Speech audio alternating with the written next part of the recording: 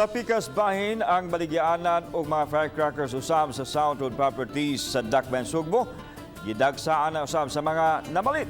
Ano yung report? Inanay nang midagsa mga tao sa firecracker display area sa South Road Property or SRP sa Dakbayan, Sugbo. Dili sama na itong Pasko nga mingaw ang halin diri sa SRP karon inanay nang nianhi ang mga tao na malit usab og mga firecrackers o pyrotechnics. Matod pa nila nga bisan pa man sa nating pandemic apan gikinahanglan gihapon nga sugaton ang bagong tuig pinaagi sab sa ilang gituhuan nga pampawagtang sa mga dimalas pinaagi sa mga pagpabuto.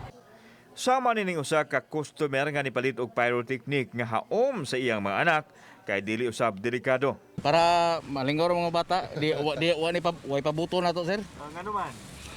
Kay kuyaw kay sa mga kabataan, sir, o sa komunidad ba.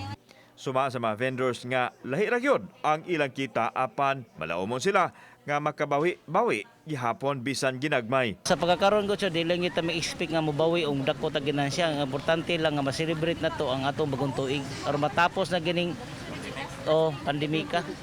Mapalit sa SRP ang mga firecrackers nga gitugot ug anaos sa mga pyrotechnics. Apil kini sa ilahang rumbuhon sa Uplan, Bulabog. During sa tuang bulabog, basig na tayo masugatan diya, mahagip na po nato ng mga tao nga magsige og pabutok.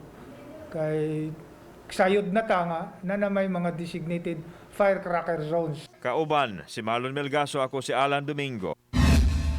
Balitang Bisdak.